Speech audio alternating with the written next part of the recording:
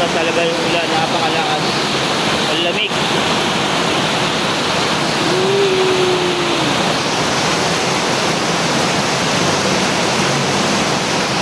Siguradong baha na naman sa may silo nito.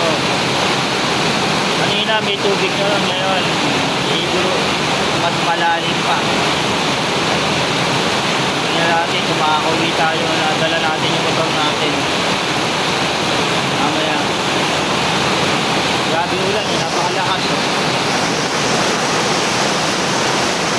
May mga customer pa rin namimili kahit na ganito kalakas ang ulan.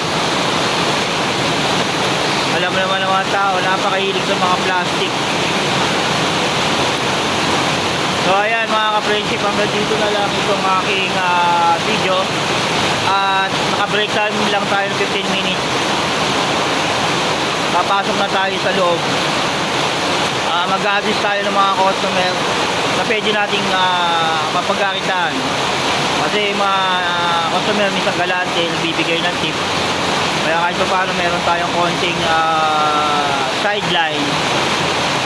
Ayan. So hanggang dito na lang mga ka-friendship. God bless sa inyo. Ingat. At bye-bye.